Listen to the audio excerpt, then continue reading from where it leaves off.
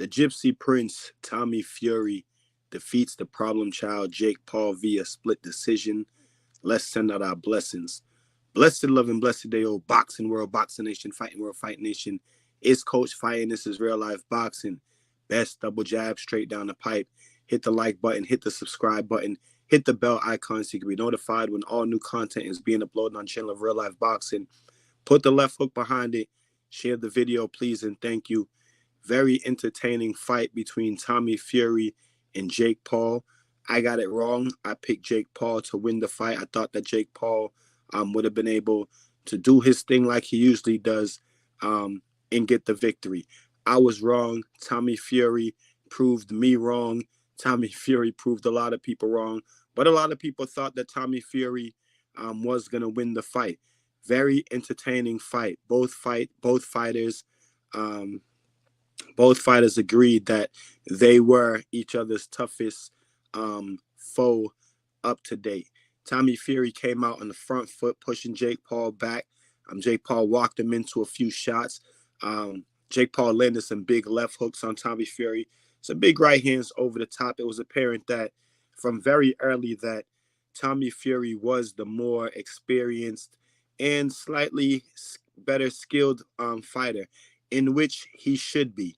You know what I'm saying? Let's get that out the bag right now.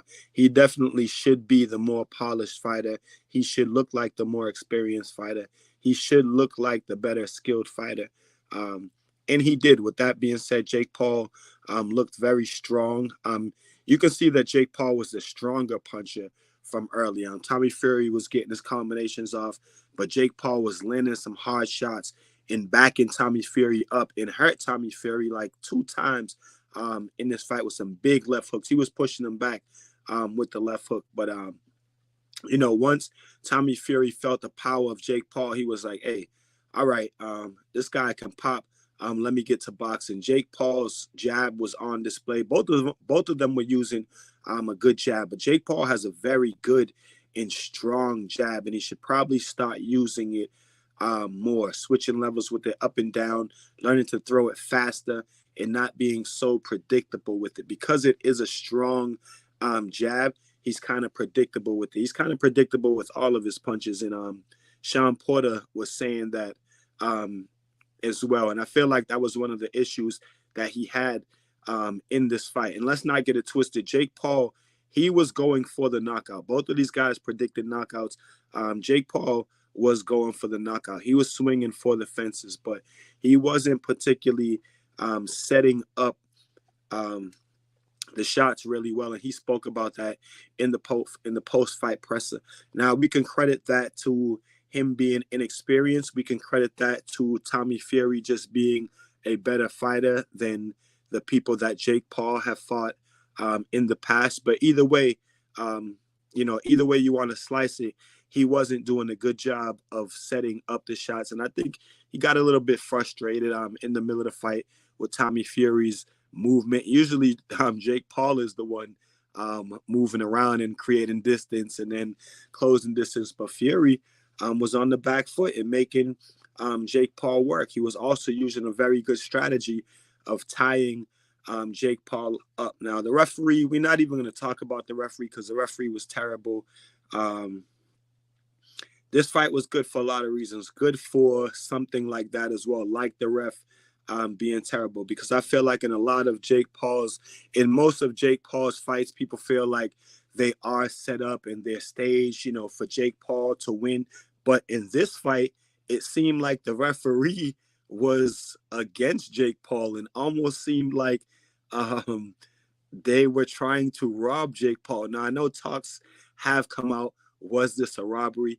I don't think it was a robbery, but I think that when you look into the way the referee was behaving towards Jake Paul, you can then bring up the argument, like, were they trying to rob Jake Paul? Because the referee took a point from Jake Paul for hitting behind the head when it was actually Tommy Fury who hit Jake Paul behind the head. And then Jake Paul returned with a punch in the clinch, but that punch did not land on the back.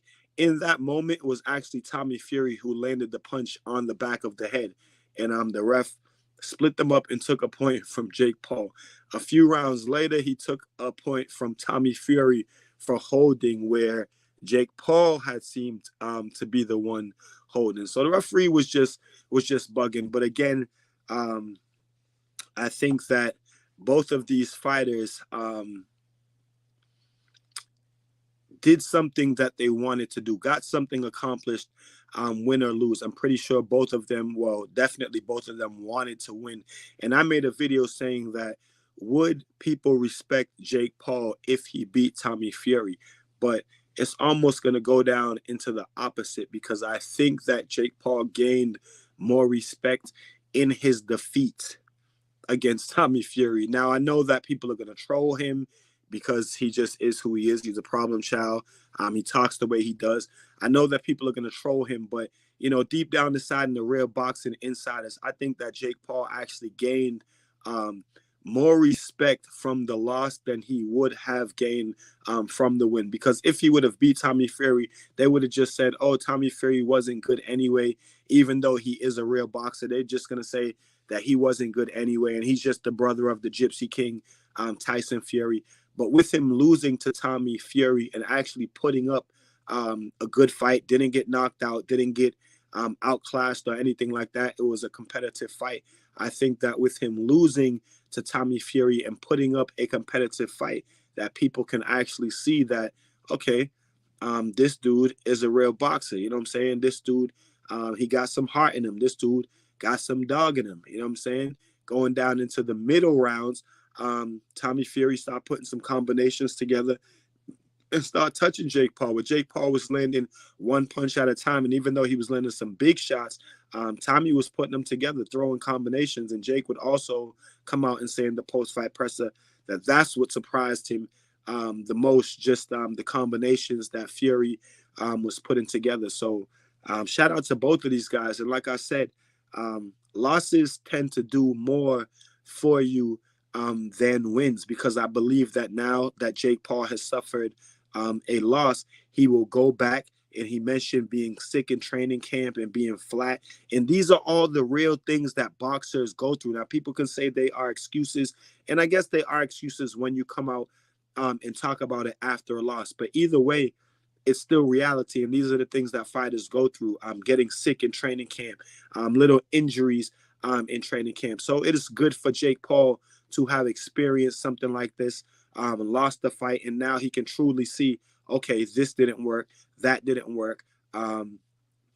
What can I do better? Setting up my shots. He also talked about that, setting up the right hand better, because he knew he wanted to land the right hand, but just wasn't setting it up good enough. He was jabbing a lot, no lead hooks, right hands. You know what I'm saying? You just got to learn to set up that right hand more, and especially when somebody knows that that's the punch that you're trying to land, you definitely got to learn how to set it up. You know what I'm saying? How to be less predictable with it, because he was very predictable. He was loading up on the shots.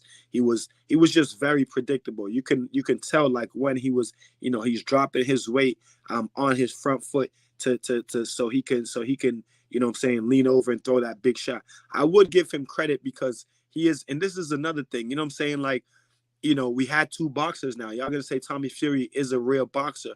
Well, Jake Paul was trying to time the jab of Tommy Fury with his big overhand right. So that shows you that he does have some boxing knowledge in some form of boxing intelligence. You know what I'm saying? That's like the first punch that you learn how to throw is the jab, and the first punch that you learn how to counter is the jab. You know what I'm saying? Whether you slip outside, whether you pull counter, whether you slip inside and time it with the overhand right, you know, whatever have you. So it's good to see that, you know, Jake Paul, he does have some boxing knowledge. You know what I'm saying?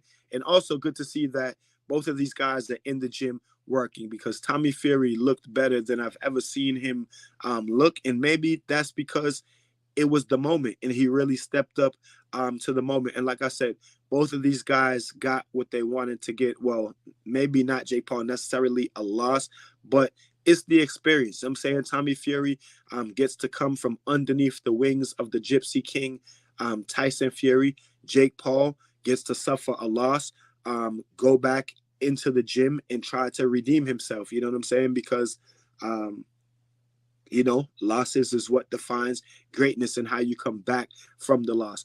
Also, I want to say before closing out, it's good for both of these guys in their young career that they seem like they can start a rivalry. You know what I'm saying? Because they say that they're going to run it back. Jake Paul had a rematch clause. So it's nice to see that both of them can develop a rivalry with the fellow ops early in their career and have people locked in tunes into it.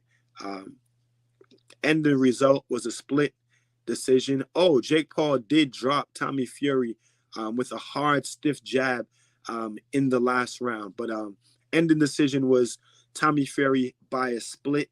You know, and it was a good call. I don't have no problem with that. Tommy Fury did the better work over the entire course of the fight. Jake Paul did land some good punches, but they were far and few in between. So shout out to both of these guys. Shout out to the Gypsy Prince, Tommy Fury, for getting the job done. You guys tell me what y'all think about it in the comment section. And until then, keep fighting your fight and protect yourself at all times. Peace and one love. This Coach Fire. This is Real Life Boxing.